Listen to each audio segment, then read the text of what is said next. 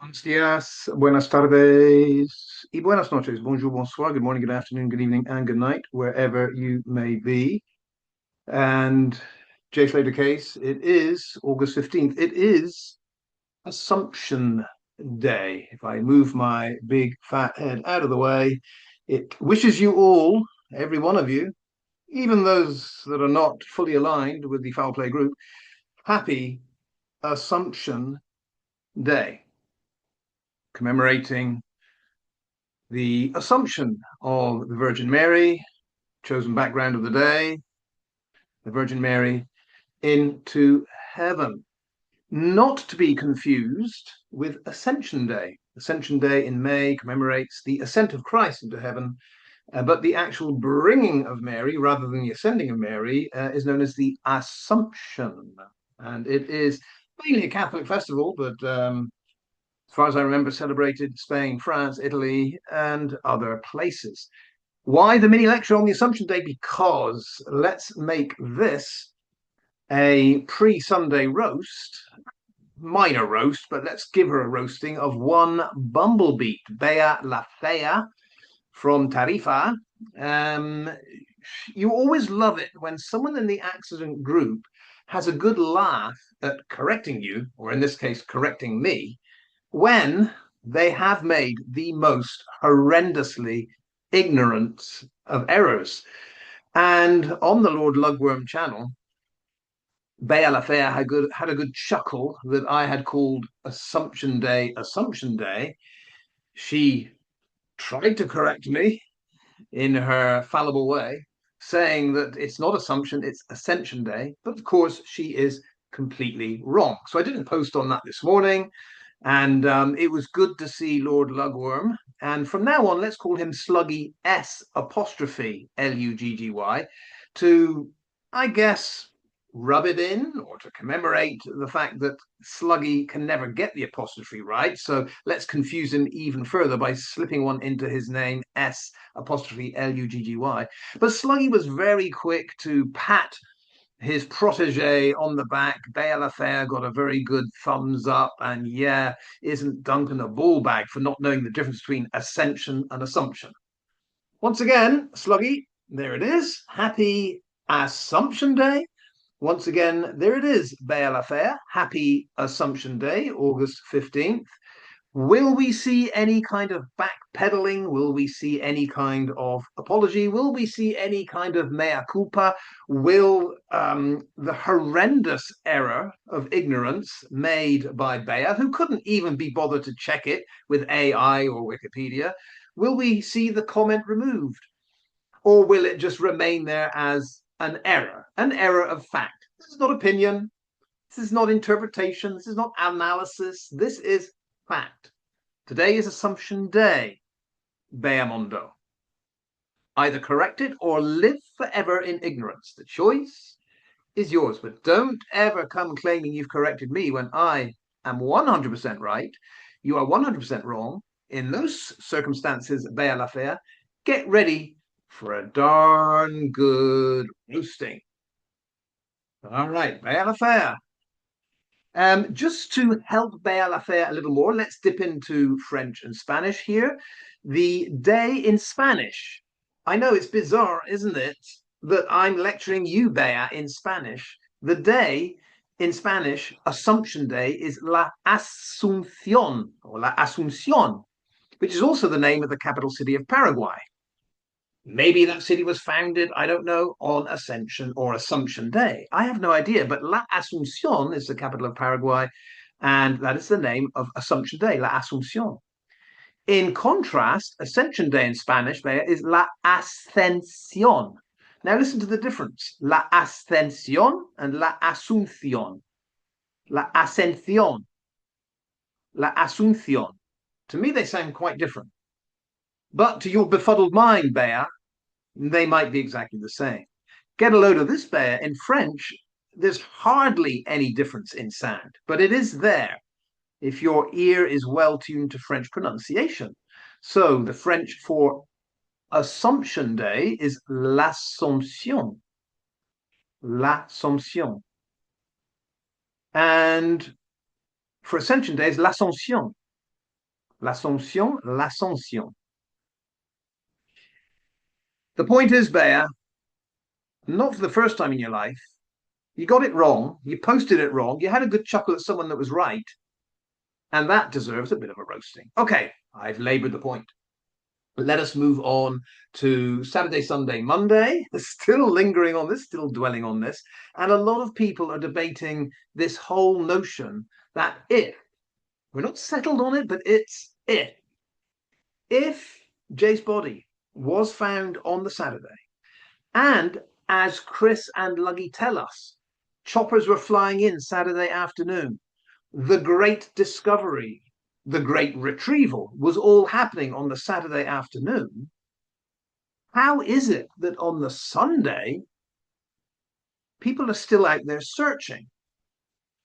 Correct me if I'm wrong. Someone, a follower, alerted me to the fact that they are sure, as sure as you can be, that DTR was still out there searching on the Sunday. After all, do we not remember DTR after a day of searching, I believe? And it was Sunday, Euro's final night. It was surely that night that DTR was saying, he's been woken by the animals creating a hell of a performance. So that tells me that yes, DTR was searching as per normal up till the point when the animals went berserk, but he was out there searching on the Sunday. So I'm just wondering now, are we in this situation where if Jay's body was found on the Saturday, the Guardia Civil and presumably Chris and Luggy are having a damn good laugh, a damn good chortle at DTR, blundering around, searching on the Sunday. Oh, there's red over there. That could be blood, could be animal blood, could be paint. Is all of this happening in DTR world on the Sunday? And DTR going, oh, the animals have kicked off. Something's going on in the barranco over there. Is that happening all on the Sunday? And Chris Luggy and the Guardia Civil and all the rescue guys are having a good laugh. Yeah, you just wasted 24 hours searching because we took care of it on Saturday. But similarly, would it not be the case that as the Dutch team are flying in to assist Debbie and bring some, hope to Debbie, consolation to Debbie? I mean,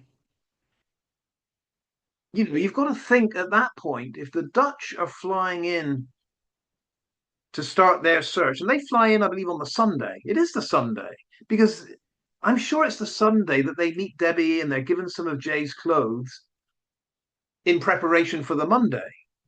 So is it the case again that Luggy, Adrian, Chris, Guardia Civil, if this body was found and dealt with on the Saturday, are they all having a darn good laugh, not only at DTR, but they're laughing at Debbie?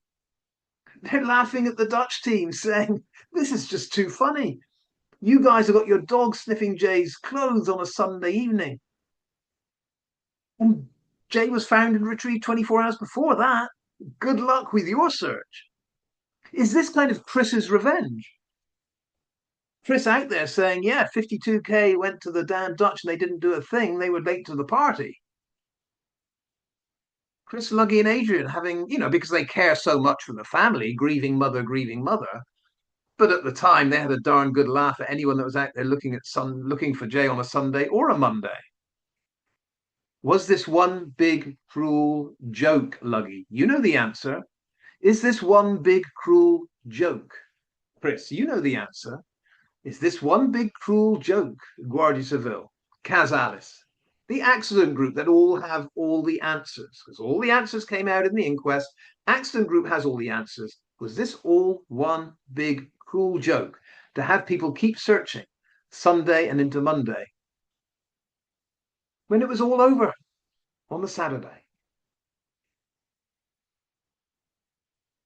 Let us turn to what Lorree said, because I found this fascinating. And the reason I and others have found it fascinating, her quote, her statement, is it really gives us an insight into the accident group mentality and how, to my mind, they don't ask themselves any key questions and they don't search for any key answers. It seems from what Lorree said, she just switched her point of view, her opinion, went from foul play group to accident group, and yet all the questions and answers that go with that change of focus, that change of mentality, go out the window. This is bizarre, but it has to be examined. Let's look at what Lorree said, word for word. And I quote it because I think Lorree may well be typical of the accident group. And this is why we need to focus on what they say and how they say it, because it tells us quite a lot. Lorree said, I'm pretty sure, and we're talking about how Lorree switched from, skeptical, foul play, narco stuff in the background to, accident. Lorree says, I'm pretty sure there wasn't a single person on earth who, on hearing about Jay going missing, gone off with two convicted drug dealers he barely knew, didn't think it was shifty as hell, including me. Let's pause there. There's a massive problem with Lorree's statement here. Because at the point where Jay is reported to have gone off with two mystery men, Lorree, no one knows anything about who they are, let alone any conviction for any narco dealing. In fact, no one knows that, Lorree, for a very, very long time. It is more than 2 weeks into this, I believe, before Mark Williams Thomas starts saying, I know one of them and I will find out about the other one. So when Lorree says, I'm pretty sure there wasn't a single person on earth who, on hearing about Jay going missing, gone off with two convicted drug dealers, these are two separate dates. When the world hears about Jay going missing, Lorree, no one knows who they are. You can't just say, I remember the story of Jay going missing, and then because they were two narco dealers, I thought something might be up here. That's two separate timelines. But let us assume what Lorree meant was that everyone on planet Earth was convinced when they heard that Jay went off with two people he met that Sunday night, as per Lucy's statement, strangers, but he met them at the NRG. I'm not sure that everyone did think that something shifty, to use Lorree's word, shifty as hell, to use Lorree's word, was happening here. Because Chris Pennington himself, I believe Luggy himself, said, stop ruining people's lives. Yeah, you can't just say these people are shifty. Whoever they are, we got to assume they're innocent. I mean, Luggy's on record saying there's not even any drugs involved in this whole case. Lucy, Brad, Brandon, Luggy's saying still to this day, saying, yeah, no drugs, nothing to see here, which is totally bizarre. Because we had Mark Williams Thomas mentioning a narco underworld. Did he get that wrong, Luggy? We have Adderley saying the reason in some of these drug cases where drugs are in the background. Adderley says this is why people are very reluctant to come forward with the whole truth. So we have Adderley, Coroner Adderley, identifying in the background narco dealing. We have Mark Williams Thomas, the investigator, that Debbie agreed should go there and investigate. He's saying this. Lorree's saying, yeah, shifty as hell. Convicted drug dealers. Everyone is saying that, but I don't think everyone's saying it, Lorree. I think there's a significant group, the people that back you and you back them. Yeah. Ivy Lovelace, the pumpkin. They're the ones out there saying, no. From the very moment Jay went missing, it was a terrible conspiracy to point fingers at anyone and suspect them of any wrongdoing. It was accident, because if you follow the facts, their argument is, if you follow the facts of the case, it can only lead to accidental death. There has never, ever been, in Ivor's case, any suspicion whatsoever of any foul play. Chris is different. Chris is on record of saying, well, if that phone was found in amongst all that vegetation, it must have been thrown there. He told Nick Pisa that. Nick Pisa, the Mail reporter, went on TV and said that Chris had said that. So Chris goes both ways on this. Chris is saying, yeah, foul play, foul play, foul play, something not adding up here. And then all of a sudden he does a 180 and says, oh no, we followed the facts. There's no foul play. So Chris Pennington, the pumpkin himself, he goes both ways on this. Yeah. One day he's a foul play guy. Next day someone's had a word with him and he's all, oh no, no, no. Accident, accident, accident. Luggy's always been accident, accident, accident. So I think you're wrong, Lorree. Let me just sum this up. You're wrong. When you say, I'm pretty sure there wasn't a single person on earth who, on hearing about Jay going missing, gone off with two convicted drug dealers he barely knew, didn't think it was shifty as hell. Luggy thought it was all normal. Luggy thought it was all fine, including me. So at that point, when Lorree first hears about Jay's disappearance, she thinks it's shifty as hell. Shifty as hell, she thinks. Even though she doesn't know who these mystery men are, shifty as hell. Presumably, 2 weeks or so into this, when Lorree finds out that the mystery men are the convicted drug dealers, then it kicks into extra shifty as hell. Now she really thinks this foul play in the background here, very likely. Very likely. We're talking about that fatal hour, middle of the night, 19-year-old, involved in the narco world. He's gone missing in a mountain retreat a long way away from where he was with his friends. And lo and behold, Lorree's saying, yeah, shifty as hell. We're all saying shifty as hell, apart from one Ivor Lovelace, who's still saying accident, accident, accident. This can only turn out to be an accident, says Ivor Lovelace.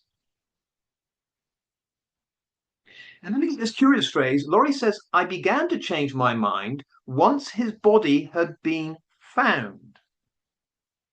It's a very curious phrase on several fronts there. I began to change my mind.